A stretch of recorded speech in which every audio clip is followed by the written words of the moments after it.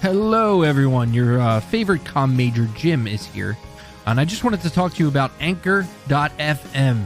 It is super easy to set up a podcast and get it out to all those amazing podcast platforms your friends use. Anchor is a one-stop shop for recording, hosting, distributing your podcast. Best of all, it's 100% free and ridiculously easy to use. And now, Anchor can match you with great sponsors who want to advertise on your podcast. That means you can get paid to podcast right away. In fact, that's what I'm doing right now by reading you this ad. And I'm also a member. So honestly, it's super easy, even for the comm majors. You know, we did not do enough work in college, but it's super easy to upload your episode, get it out there to all those services. So if you want to start a podcast, go to anchor.fm/start and you can, check it out right there. That's anchor.fm/start. I can't wait to hear your podcast.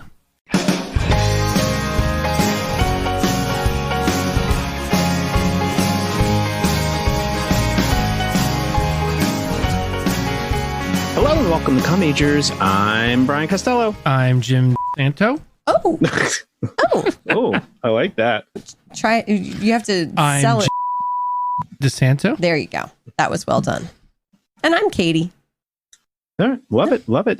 Today we are looking at an Amazon original film, The Big Sick. But first, as always, we ask the most pressing question of every episode. What are we drinking this episode? I'm finishing off a bottle of Buffalo Trace, which is an amazing bourbon at a very reasonable price. This is the way. My Mando glass. Yes, your Mandalorian glass. Love it. Jim made me a new version of the Belvedere for the Big Sick. Oh, okay. In his new toy, which is a very fancy beverage shaker. Cocktail shaker. A little cocktail shaker. So we're calling this Shook 2020. Shook, not stirred. Shook. I love it. I am drinking Forge Park West Coast IPA, which is from 67 Degree Brewery in Franklin, Massachusetts. I actually saw the Craig Goldberg Music Experience performing at this brewery last week. Well, isn't that lovely? The full Craig Goldberg. That almost feels like a normal experience. A normal event. Yeah. How about it? Except like he had to play indoors and people had to sit outdoors. Yeah. And you had to order food to be able to it's the same here. Get things. But hey, you got to take what you can get right now in the pandemic world. I heard at Parks on Tap, because you have to get food with every beverage purchase, they've got a 2-for-1 hard-boiled egg situation. And I was like, I can eat a lot of eggs. Oh, God. You want to eat a hard-boiled egg as you... I just gagged. Yikes. With every beverage. I can eat a hard-boiled egg. I'm not sure. I got to be honest. I'm not sure I'm into that one. I'm feeling about that. Throw up. So this week we are discussing a fantastic film, The Big Sick, but let's do a quick fact check from last week. Keenan Laird's ego is still bruised somewhere, roaming the streets of Upper Darby, trying to figure out what went wrong with Buckaroo Banzai. Or maybe he's walking in like a ravine with a bunch of his friends. I don't know. I feel like this is a normal experience for Keenan, of him loving something and people mocking him for his love of it. I think he's used to it. So we talked Buckaroo Banzai last week. I just want to do a quick fact check because Katie, one of the movies you brought up has just become available on HBO Max. Ooh. Weird Science. Oh, that's exciting. So two high school boys try to create a woman. Yes. To have sex with. Pseudoscience. Yes. Yeah. It still works. I haven't watched it in years. Definitely would be made today. Yeah. Definitely made today. All the comm majors were on vacation over the last few days. How was your summer pandemic vacation? I'm gonna let Jim. We saw a bear. We did see a bear. Ooh. Like for real, like out, not like at a zoo, like just walking near us. Yeah. How was that? It was fun. I mean, honestly, it was the thing that our daughter had stated as her desire for the week as of the first day of our vacation. And we To were see like, a bear? yeah, we are like, that's not going to happen. It's not going to happen. Our last night there, just walking down the road, just walking towards us while we were outside. Yeah. Run. Actually, when it was coming towards us, it was more running in that direction. Yeah. Is that a full run? It was running from a car. A car came around the corner and it was like, I'm going back. Yeah. And I expected the bears of the Poconos to be small black bears. This was not a small black bear. This was a large black bear. And they told us that was probably a cub. And so... Yikes. Shook. 2020. Yeah. Shook. Bears are not fun. But it was actually kind of cool. And the rest of the week was great. So we went to the Poconos instead of going to our usual Outer Banks getaway with the family. And we rode boats and kayaks and paddle boards. And you never actually put your foot in lake water. I told you I was not going to do that. Jim never touched the lake. I do not like lake water. But the kids drank the lake water. They loved it. I consumed lake water once up at Lake Chapman, and I had like hallucinations. Like, I don't know what was in it, but I was thrown into the lake at one of it makes me think of that there. Simpsons when Lisa drinks the water and It's a Small World. Yeah. And she's like, I am the lizard queen. I could totally see that happening from this lake water. It was like a Midsummer's. It was quite brown. Situation. It was brown lake water. Was there like rotting meat on the table that was pulsating? Yes. Well, I remember very psychedelic. Midsummer. Lots of colors. It was lovely. We had a great week.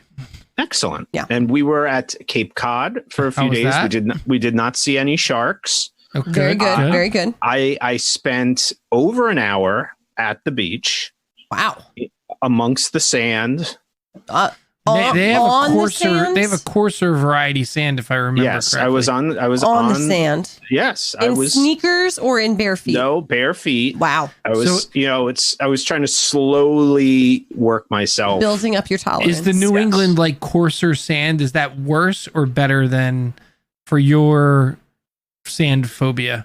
I just don't want to be near sand in any form usually. Mm-hmm. Yeah. But I was able to just kind of sit there and not have people all right, throw sand on. Meanwhile, my son Jack proceeds to run into the ocean, swim, and then just come back and just fall on the ground. Like you see in movies. You know, people don't usually do that. But like, I need a towel. No, he'll just do that. And then he'll have he'll bury himself. Wow. Yeah, some kids just love that. He is a kid. Yeah, but man. Yeah. All right. All right. Vacation. Love it. Vacation. We also had a child get stung by a yellow jacket on like the first moment at the lake. So Yikes. that put a nice little damper on lake life for a bit. Yeah. So vacation. Hey. But hey, you got out of the house. We got out of the house. That's huge. Just a reminder, my hosting of the Kyle Mills book event will be September 18th at 7 p.m. for those interested. I don't know if you know that book says Vince Flynn. I know we've gone over that. Dude, can you read? It says by Kyle Mills. Mitch Rapp That is novel. a little bit. Gotcha. That is a little bit deceiving. And you should be nice. The man is a #1 New York Times bestseller and has followed us on all our social media platforms. Oh, thank you, Vince Flynn. No, that's not his name. Kyle Mills. God damn it. Jim. Mitch Rapp. Who is who and why is why? Maybe you should read one of the books for September 18th. You could read the book and then come Kyle, to the event. Yeah, and I can join this event and heckle you, right? I will mute you because I have control. Well, let's talk about heckling. Let's talk about hecklers. What a segue. Hecklers. Time for the See rundown. what I did there? That's nice. Perfect segue.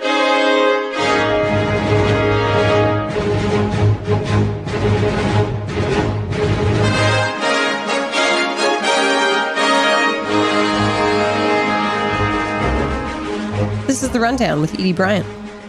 Kamal is a Pakistani American with a few problems. Number 1, his parents want him to be a lawyer. He wants to be a stand-up comedian. Number 2, his parents want him to be a devout Muslim. He does not believe in God. Number 3, his parents want him to marry a Pakistani girl through arranged marriage. Kamal wants to fall in love without their help. When he meets Emily, he doesn't expect that she'll be the person that motivates him to be honest with his parents. He also doesn't expect that he'll end up really falling for her while she's in a coma. But love's funny like that. That's it. Love it. Yep. Love it. That was great. Edie Bryant. 80, not Edie. Not Edie. Edie Falco. 80 with an A. Yep. Bryant.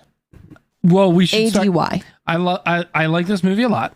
I Yes. thought it was good, not great. Yes. But I will say right off the bat, I thought Bo Burnham and Edie Bryant were The best parts. hilarious. They were amazing. Not the best Yes. parts, the second best parts. They were pretty amazing. Yeah. Now, I love them. so this film is based on Camille Najani's real life. Yep. He and his wife wrote it. Yep.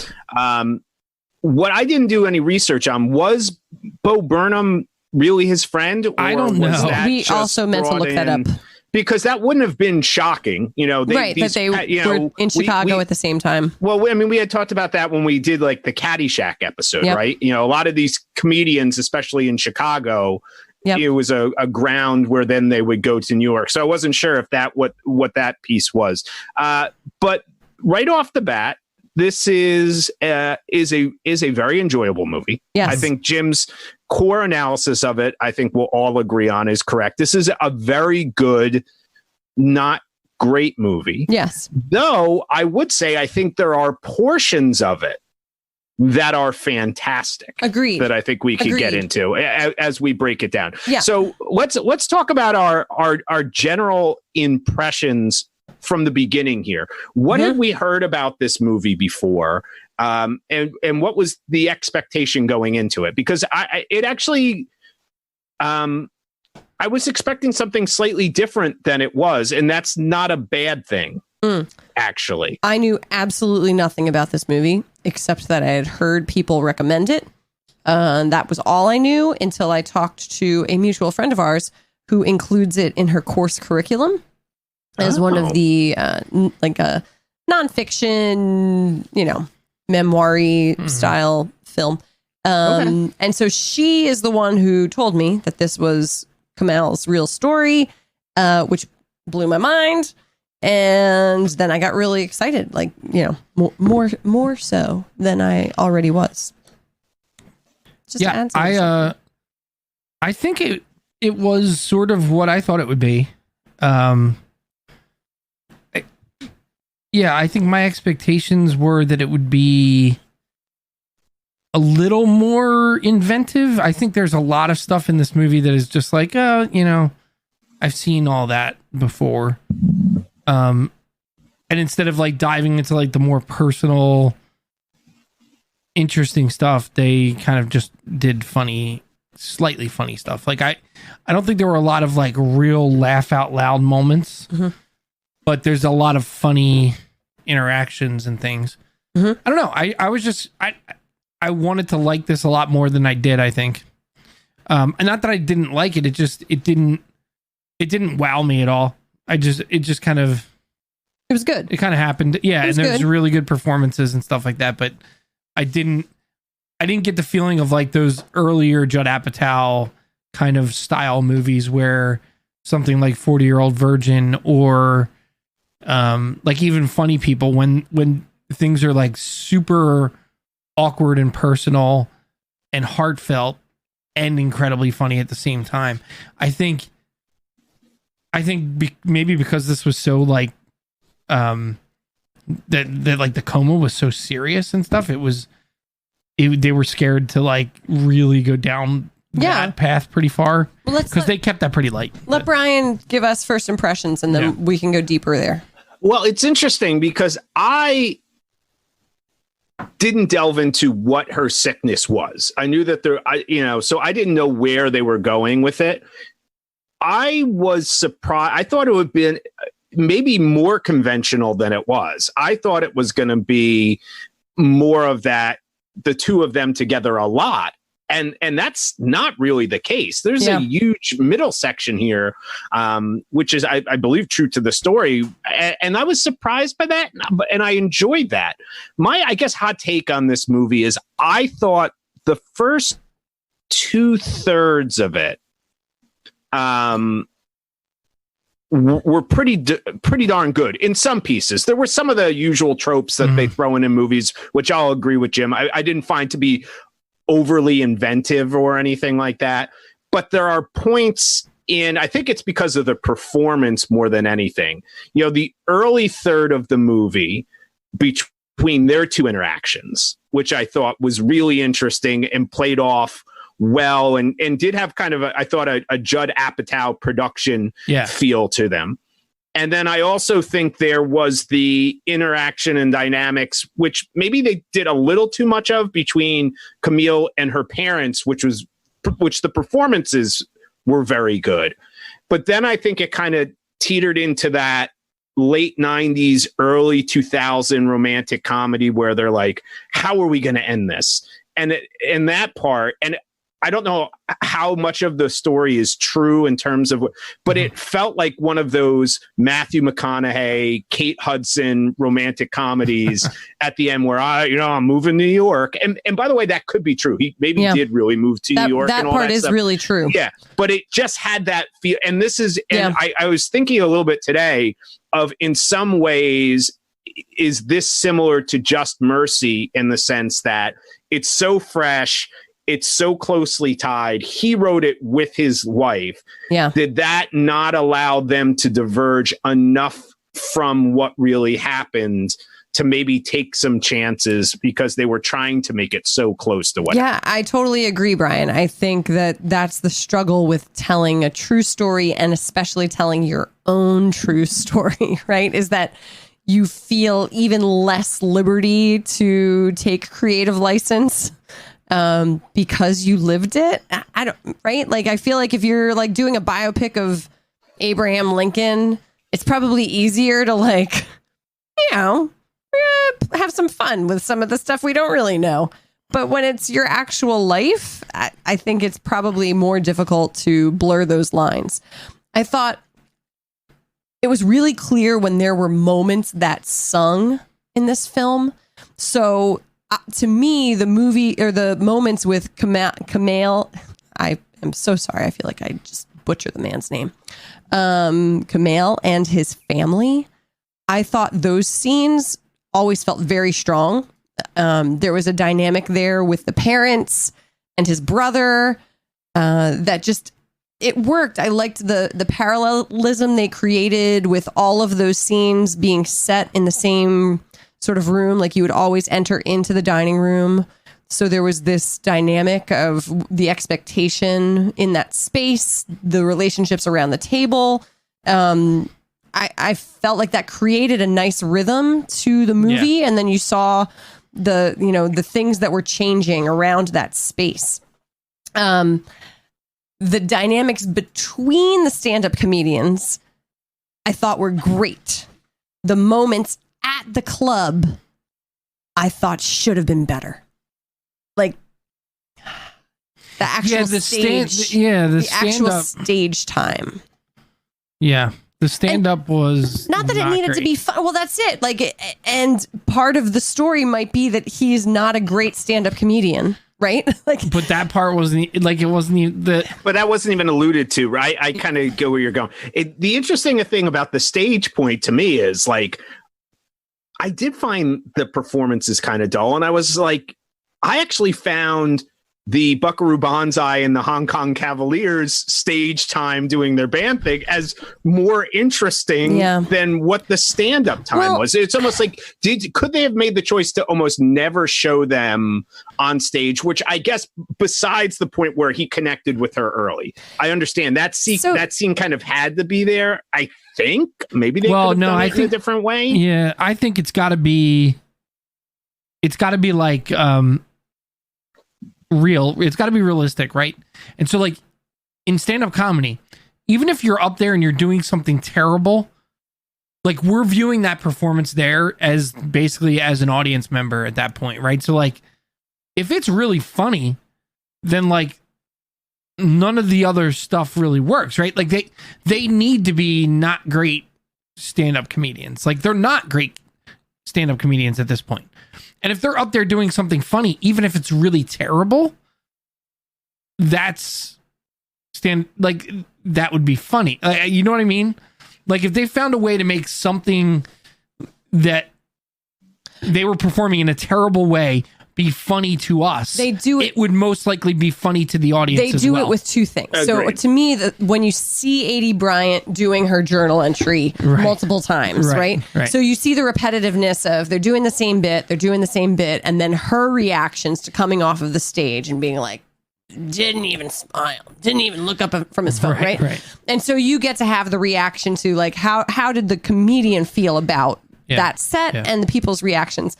And then, you have their commentary on the guy that just always does. It's not even just the same bit. It's They say Sam. Every single time, right? Every single time it's the same. And so I think that there is a humor there in seeing the way they evaluate each other and themselves. And I do think you have to see the first meeting with the wife, right? That has to happen. Yeah. But that follow up when they talk at the bar, I thought that was an awful scene where he He writes her name in. Well, the Urdu, yes, the pickup line. He writes the girls' names in Urdu, and that's the way that he, I guess, flirts with them. And she calls him out on that. Does this work for you every time? That was great. Well, apparently it does, because he does it later in the movie, and it still works. Working, but him kind of telling her that she's rude for being a heckler. I was looking at your face once again. You totally missed this. That's a joke the whole time. Okay, but I was trying to. I felt like it was supposed to be, but then I was looking at his face, feeling like he never broke. He never. That's why it's he never funny. chuckled. There was never a moment where it was like the joke was understood over. It. Oh, I don't know. Brian, it felt awful. Please weigh in on that. That was definitely a joke. I had a pit in my stomach. But that was him. She made an audible noise, which is why I looked over and I'm like, she does not get this at all. No, I really thought that he was being serious. But so at that point in the story, he hasn't been established in terms of his personality enough for you to know whether he's rolling into that conversation being serious or not. Like, you haven't seen him use like dry sarcasm. Us two and the other character in the movie got it. So maybe that should have been enough. Fine. We'll brush it off as Katie didn't get it. It's fine. Yeah, go ahead, Brian. I was just going to say, I like that. I think there are flaws at the beginning of that. But I think the characters themselves are likable enough to maybe overcome some of the shortcomings. Because if you do think about that scene, it's not great. I don't know if that's what their real relationship was like. Like, it happened that fast and it was that quirky, but it was quirky and I found it entertaining. And I just thought the performances were good enough to overlook some of those aspects.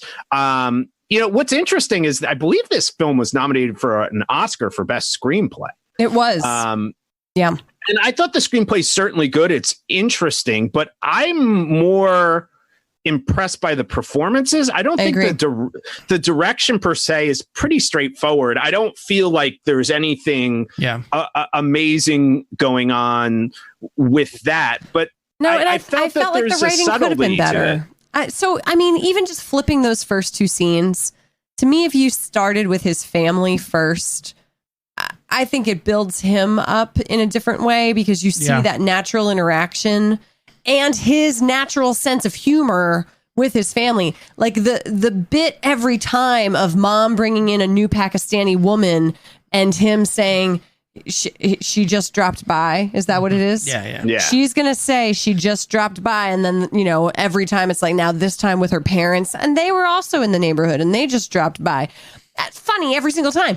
To me, start there. And that creates so much of a foundation for who he is and what he's dealing with. And then roll us into his stand-up world and like who he wants to be, where he wants to be. I think it would have played differently. It would have, but I think you would watch it the other way and kind of say the same thing. You think so? Yeah. Okay. I mean, you can do both, right? It's funny to see someone who's been put upon then go into a more elevated self knowing themselves situation, right? Self-actualized. What am I looking for there? What word? Self-realized? Self-realized, yeah. Or the reverse. And I think for this, you want the feeling of whatever one you do second is the feeling that carries a little more for the first half of the film. So I think that's why the parents' situation happens second. That's interesting. I mean, we can argue about it. I just think You don't need to. I just think that you get a better sense for who he is. I think his scenes with his family establish him as a character faster than his scenes where he's doing stand-up. But at the end of both of them, we're at the same place. Yes, you're right. But the order that you see those changes the way that you view the character. Maybe. You could see that. I found interesting here is, and maybe this is all, I don't want to say Judd Apatow movie because I know he produced it, but he didn't write it. So right. I think there is a differentiation we probably have to have between, something he would have written like The 40-Year-Old Virgin or one of these versus this piece, because I don't know how heavily involved he was in this process. But I think one of the things with this movie at times is there's a lot going on here, for better or worse. You have that, and I don't know how long it was written and edited down and stuff like that, but you almost have a lot of different movies happening at the same time. And I'm wondering the order they were put, like we're talking here, like you have his role as a stand-up comedian, and that almost feels like it could have been its whole own movie, right? And then you just have his relationship with his girlfriend, but then you have his relationship with his family, but then you have this intricate little segment where it's solely a movie of his relationship with his, ex-girlfriend's parents. There's a lot going on in a film that's not an overly large film. And it's like, how do you do service to all of these stories? And one of the things I did feel, and maybe it's why we get to what I said, I thought there's some really great stuff in the first 2/3 of the film. But when you reflect upon it a little bit longer, it could be this delicate balancing act of, was it laid out in the correct chronological order, because it felt at times like there was a lot of things being serviced. Oh, we have to get back to the stand-up now. Oh, now we got to get back to the parent storyline. Oh, shit, this is a love story, and we've had this person in a coma for a really long time. At some point, we have to get her back into this storyline without feeling like it's just a tack on to the end of the movie.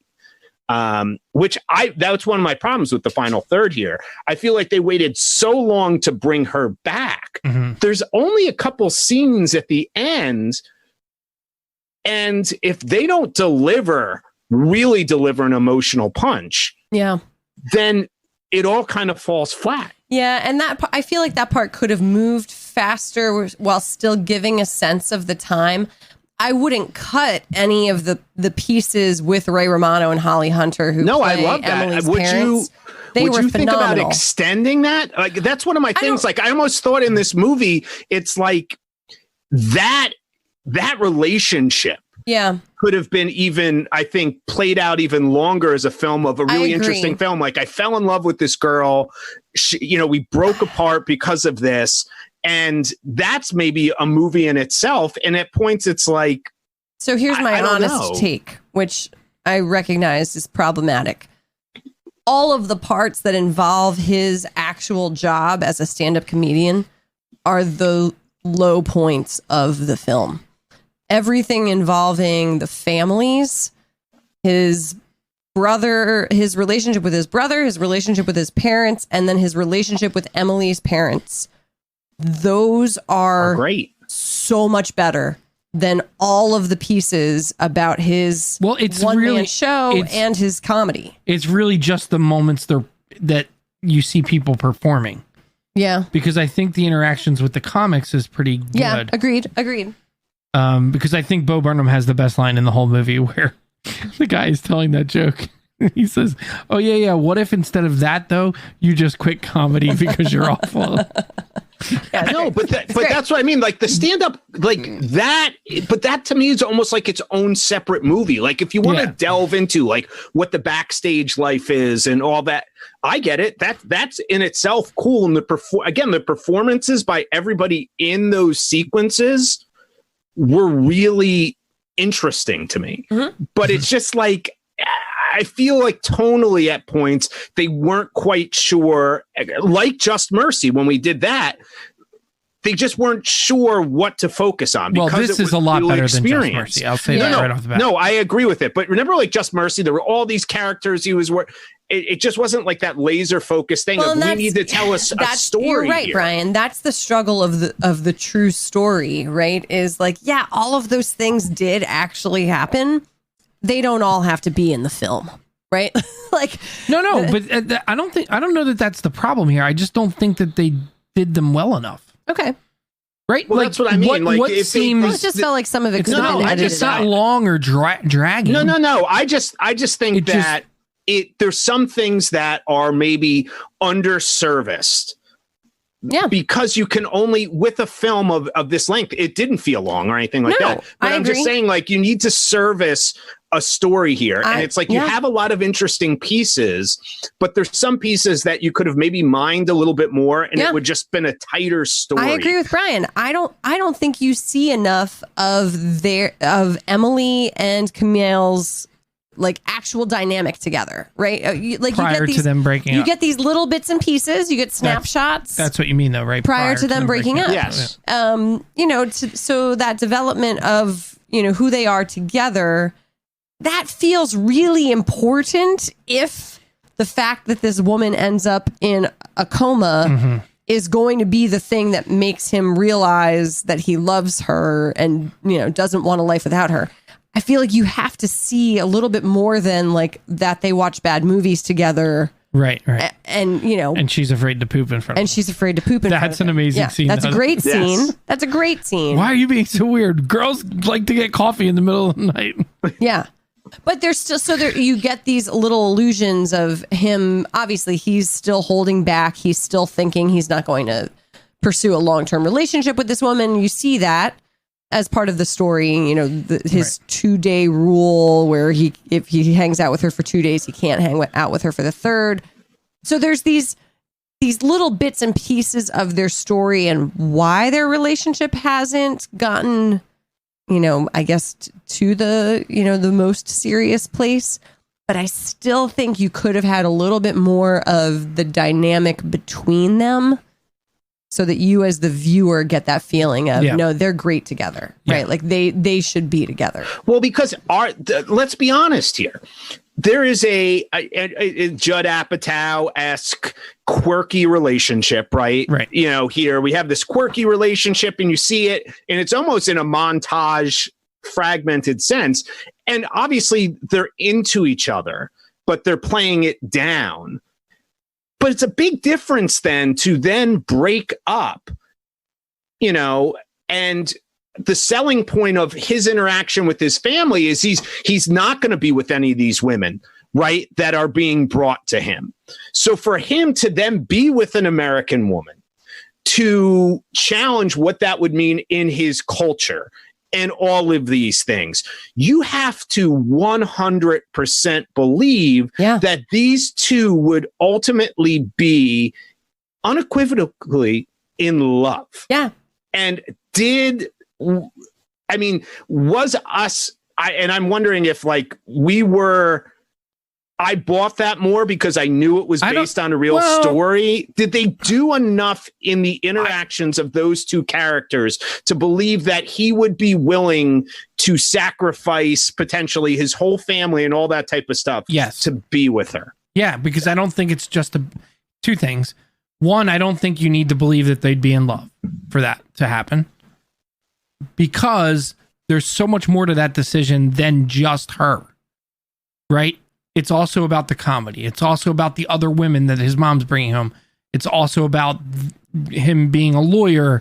It's about his relationship with his brother and his wife, and how all of that feels like another stone on the, like, that will break the, another straw that will break the camel's back as far as his relationship with the expectations his family's placing upon him. Yeah, but ultimately it's her. Right. No, it's her, but you don't need to be that relationship.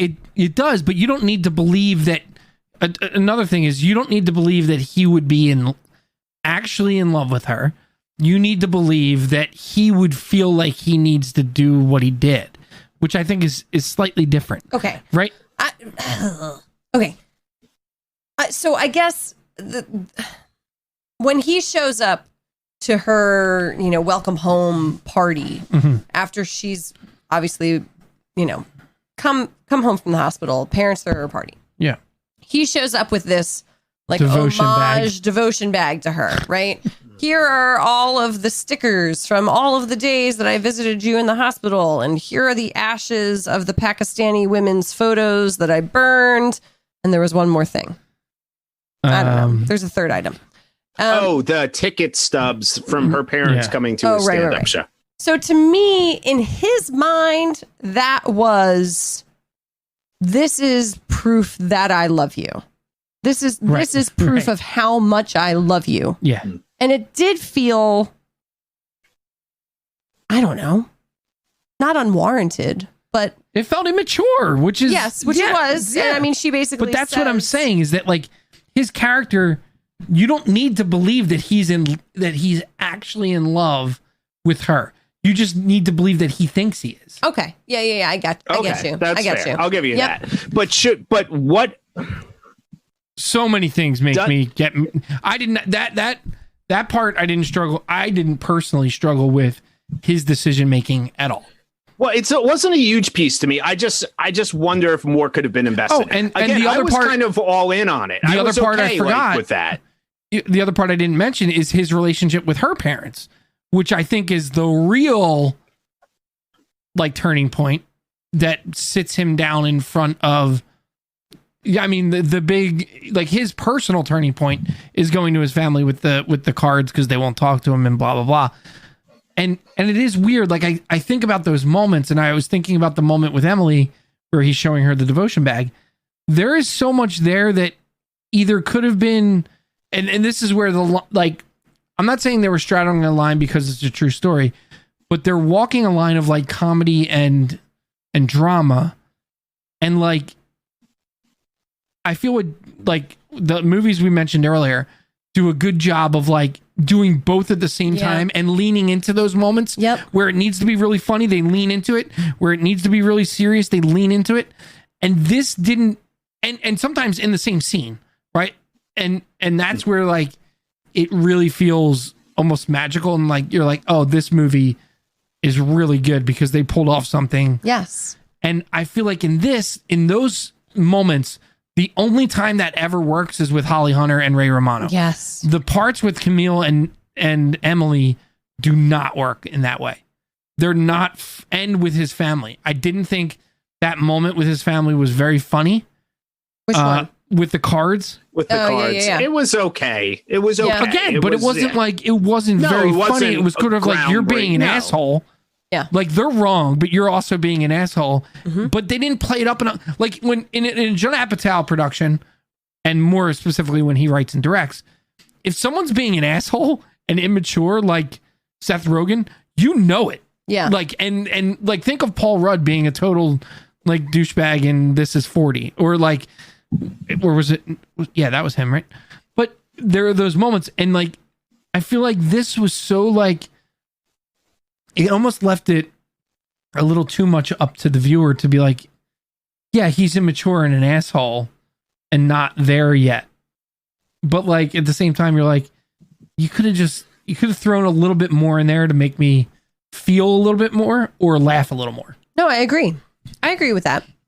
And I think I would like to focus on what went well in this film, because it is, at the end of the day, it is a good movie. And I think, like, folks should absolutely see this movie. Yes, and I think it's fair that we nitpick a little bit, some of it. Yep. But I don't want to say my frustration at it, because I loved it. I enjoyed watching this. Yeah. I think if we want to push it into this kind of rarefied air that's what we just talked about is all the stuff you could have changed. Well, it's hard with the Judd Apatow legacy to not compare it. But this is a fun, great, like, just sit down. I wish more movies were being made like this, because it's just, you can sit down, you can watch it. It's enjoyable, really good performance. Not every movie has to be the greatest movie ever made. And we can pick on some of the things we're clear, but the totality of this film is, it's just a great get a drink, sit down on the couch on a Saturday night and watch it. You're going to be entertained completely by this. Yeah. And it still does wrestle with some heavy topics. And I think it handles that well, of culture, cultural identity, a clash between cultures, parental expectations, discrimination. I mean, you see much of those, you do walk through his shoes, through the roughest spots with him. And I think that is very worthwhile, right? Like, I think that's done well. It is, as you're saying, finding that balance of bringing the funny a little bit more, turning the funny up a little bit to balance those pieces out, and then delving into the personal so that you get really invested with those characters. Well, I mean, it's not, there was only one line, and I will give him credit. I almost pissed myself when he did the 9/11 joke, and he's like, we lost 19 great men that day. I mean, it's great. But that was funny. But here's the funny thing. Camille Najani, I find to be very funny. Yes. Yeah. And I thought he was definitely funny in this, but it wasn't as funny as he's been in some other things. And maybe that's because he had to more carry the film. But, I loved the Franklin and Bash. That's the first time I remember him. And I don't know where in his life that came into him getting this. He was hysterical on that. Yeah. I knew him because he loved the X-Files, and his love of the X-Files is all over. The truth is out there. Yeah. This movie. Which is amazing. And he's absolutely laugh out loud hilarious in Silicon Valley. If you ever get a chance to see that. There are high points in this film. The scene with Holly Hunter and Ray Romano having a fight in the hospital, I think, was one of my favorite scenes of the year. I forgot how good they both are. They are both exceptional actors, and to watch them in a scene with each other was just magical. I mean, they have a few really wonderful scenes with each other and with Camille, but I thought the scenes of the two of them together hashing out their relationship, that parallel that's created. Yeah. Well, and to compare his parents, right? Like you get his parents' relationship a little bit more subtly, but it's there. And you get his brother talking about his relationship with his wife. And so I thought that was really done well, because he has such a clear perspective on arranged marriage, that you get to see two examples of it where, it worked, right? Like you have these two relationships that clearly are mutually respectful and loving. Yeah, it's funny though. I think in those arranged marriage situations, though, I think the big component is if you buy into it, right? Sure. If that is part of your culture and it's one of the things that you hold dear and you respect, then it's most likely going to work out for you because you're going to make it work out for you. And we get to see that actually because you do have this scene where I think the viewers know. The woman who would be his wife, if he subscribed to following the cultural tradition of having an arranged marriage, we meet this woman who is funny and like endearing and very relatable. Like you can just see that they would click, right? And you get to have I think you get a pretty good snapshot of her and of them together. And so you get to see that like there probably is this other world where, he would have a Pakistani wife that his mother introduced him to and be happy.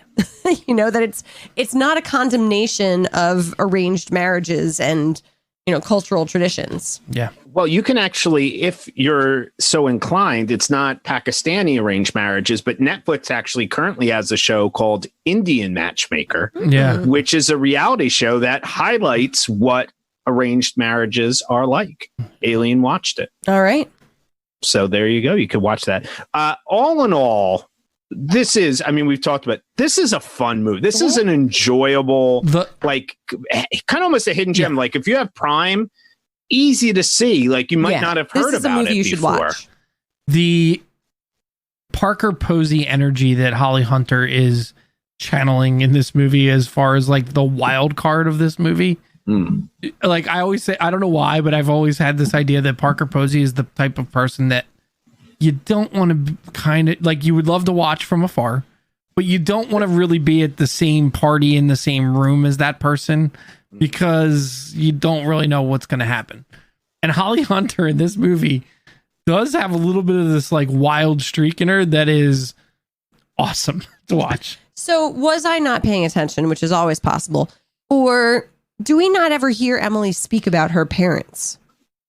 No. Well, remember it was like she says to him, you should come to meet my parents. They're coming into town. Yes. Yeah. And then there's a line of like, oh, you bailed on my parents when they get into the fight. But nothing more than that prior to this. I think I wanted something more there. I wanted an idea of who they were to her before they showed up, because I felt like it started blank slate where, he's calling mom. And I'm like, I have no idea. Like, does she have a good relationship with mom? Like, where are they coming from? What's I just felt like there was a lot of. But if you don't know that, how does that affect the movie? Well, because again, it changes the way they enter into that scene, right? Where, so instead of having your viewer start from a completely blank place, you start from how does she feel about them? How has she told him to feel about them? Okay.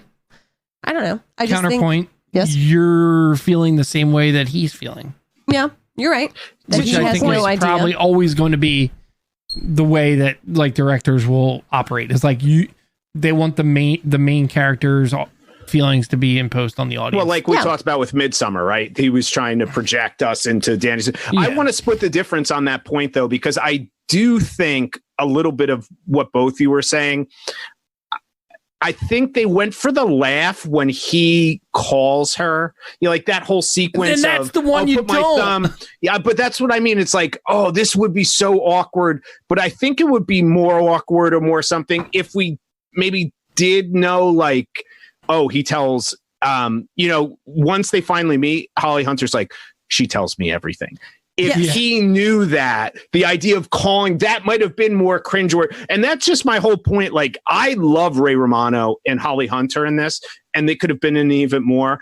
I just think if there had been a little bit more time to that Emily Camille relationship before, where we saw even more of that relationship into the parents, that there could have been, I just think it could have delivered even more. Again, loved it, would watch it again. Aileen, we really enjoyed it, but I do think that's where this could have been like something like, oh my God, everybody should watch this. Yeah. This is amazing. And there's just a few of those things, like the goofy roommate. Like, I'm sorry. You didn't need don't do a goofy roommate. If your name's not Richard Curtis, don't do the goofy, weird roommate, because you're just not going to be able to pull it off. Well, and I felt like there were a few like loose threads that I thought were going to get tied together that would make it really nice. So when the parents want to move Emily from the hospital and Camille goes in and has the conversation with the nurse basically says like, nope, this would be very dangerous to move her. Holly Hunter has been accusing Ray Romano of not having a backbone, and we get that this is like a common criticism. Argument. And so we see the moment where Camille stands up for Emily and says like, no, like, don't move her. and then it feels like it doesn't really go anywhere. It doesn't matter because they're going to move her. It doesn't matter. They're moving her anyway, and then she gets too sick. She doesn't get moved because she's too sick. But I expected there to be a moment with Mom where Mom was like, "I see that you really care for her. That you will like defend my like." I don't know. I just expected there to be something. That happens though. She just kisses his face. I wanted there to be words. She just basically says, like, I hope I see you again. No, not really. That's not what happened. Oh, I thought that scene was pretty good, actually. Yes, in defense, I thought there'd be that more. was pretty well done. Jesus. She tells Emily that he's been here every day.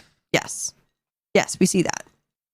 I don't know. I feel like I don't want to feel overly critical of this because I left it last night being like, wow, this film, like it was good. Maybe it's one of those things where it's like you don't have any expectation.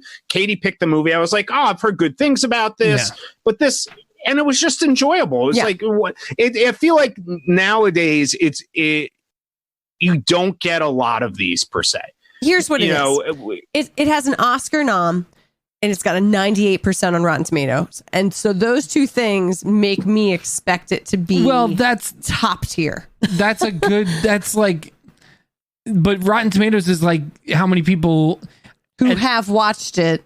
No. It's just, well, there's an audience score and there's a, what score are you The audience score is very high. Yeah. The so critic like score is lower. But it's like, do you like it or not? I would give this a high score. I mean, that's it. I think it's just a like it or not on Rotten Tomatoes. I think it is. We'd have to ask Tim Parker. So it's like 98% of people have liked it. Yeah. Almost everybody likes it. But that's the thing. You know what? It's interesting because if you just asked me, like if we weren't going to have a long form discussion on it, I'd be like, absolutely see it. Yes. No, you're absolutely right. Take. But it also part of this is a balancing of expectations. Yep. This was not something I was like, I like him. Oh, there's some other people in it. Let's see what it is. So I, as a result of that, really enjoyed it. I didn't even know they had an Oscar nom until after, and I was reading on it. So I wanted to ask you this, Brian. Do you know if the Oscar nomination for screenplay is that done based on a reading of the screenplay? Like, that is a great question, Jim. I don't know the answer to that. That's based on the film I think it's viewing. the film. I think everything's based itself. on the film viewing. I will. You know what? I will fact check that because that's a great question. I don't actually know. Yeah. To me, if it's best original screenplay, it should be off of a reading of it. But I can guarantee you, there's no way that the Academy is. They're asking that based on people watching the movies. Right. So I'll fact check that and find out. There was way too much that was derivative. Specifically, the like cheap laughs in this that were way too derivative and romantic comedy. No, I would have gone in on, best supporting actress Holly Hunter. Yes, yeah, better than what's her name in Marriage Laura Story Dern, by far. Absolutely. I thought Ray Romano was best supporting actor. Ray Romano, absolutely. But no, I don't know about the screenplay. I mean. Yeah, I don't. It was good. It's a good movie. Go watch this movie. You know what it is? I think it is a good. So many of the laughs in this were like date movies, and he was showing like horror. I think this is a good date movie. Yeah, and let's not forget it's the how many times do you see a Pakistani guy as the lead in a romantic comedy? Very important. Absolutely. He's awesome. He's the performances in this movie are great. So it's available, obviously, on Amazon Prime to stream. All right, time for Game of the Week.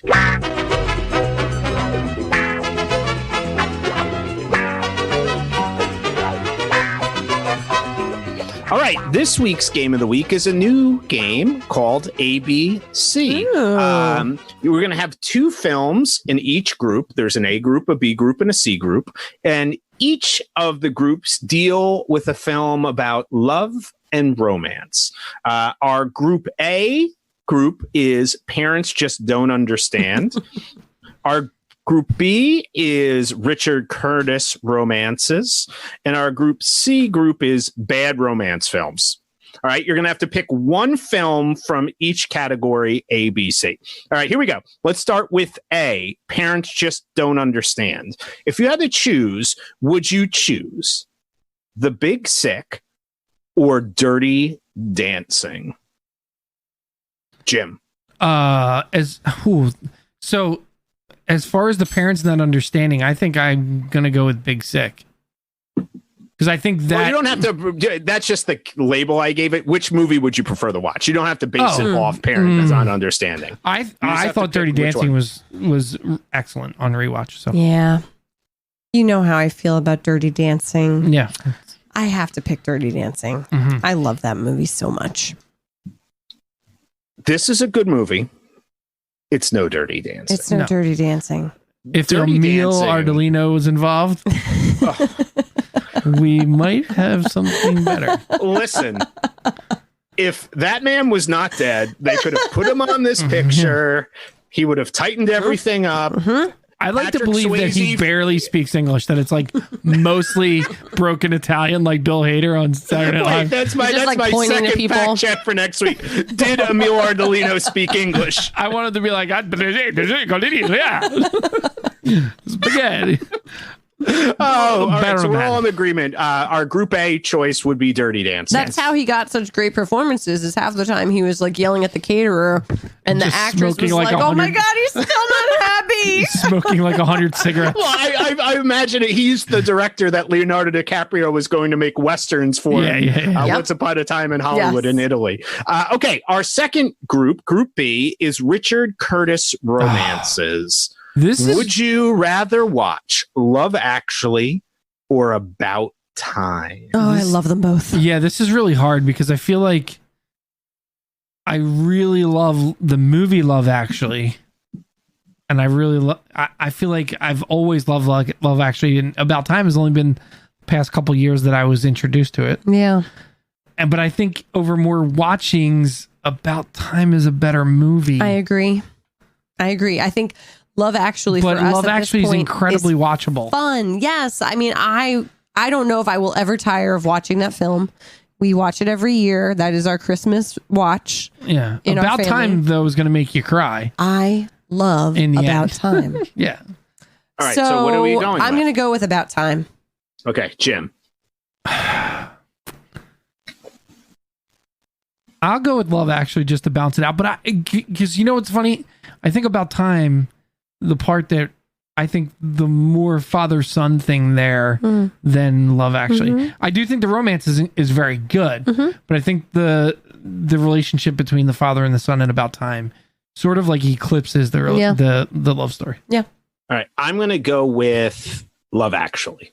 I watch it every year, but I loved the first viewing I ever had of About Time was because of you guys this year. So I loved it. And congratulations to Rachel McAdams, who is pregnant with her second child.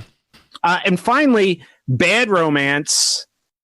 You're forced to watch one of the two following films. Would you rather watch Pretty Woman or, it was a typo in the document, or a little film called The Notebook? You changed it on us. Wait, say it again. Dirty Dancing or The Notebook? No. Pretty Woman or The Notebook. Which would you Pretty rather watch? Woman or The Notebook? I'm watching Pretty Woman. Yeah, me too. The Notebook. The Notebook hard. I am going to watch The Notebook. I'm going to watch The Notebook. All right, so let's review. Jim, from Group A, you had Dirty Dancing. Group B, About Time. Love Actually. Oh, sorry, Love Actually and Pretty Woman. Katie, you went with Dirty Dancing, About Time, and Pretty Woman. And I did Dirty Dancing, Love Actually, and The Notebook. All right. All right, time for 5 questions. ABC. You want answers? I want the truth! What makes a man, Mr. Lebowski? What the fuck is the internet? Words. Why? All right, here we go. 5 question time. Katie is answering this week. First question, thumbs up or thumbs down. Katie, are you thumbs up or thumbs down on arranged marriages? I am thumbs down on them. I am thumbs up, however, on the idea of matchmakers.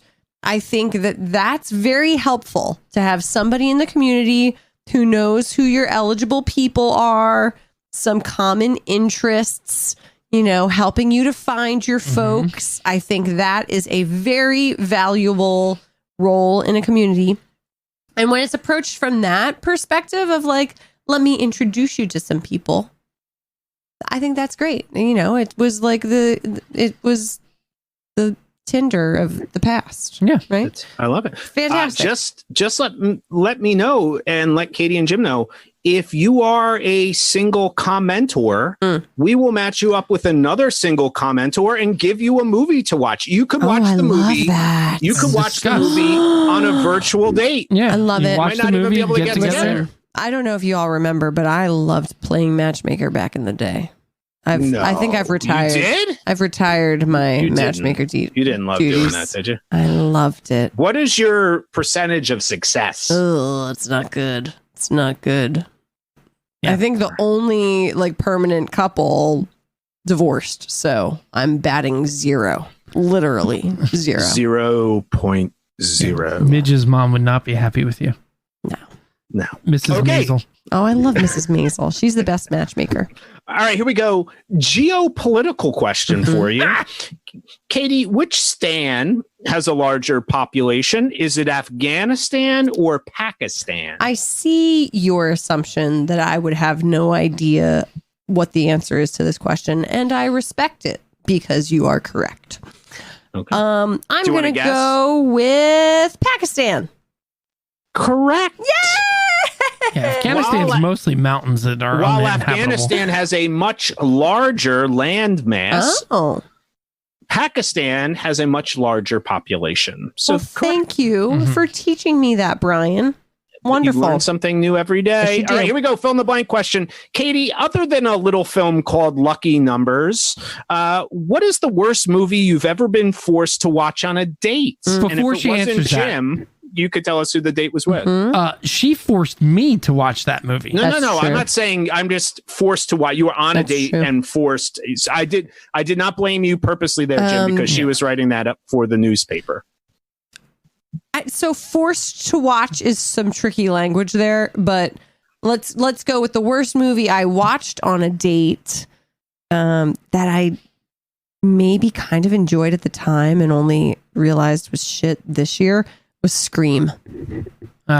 Scream was a date movie, but I think when I was 18, I thought it was great. I don't know that I ever went on any date movies, to be honest. Really?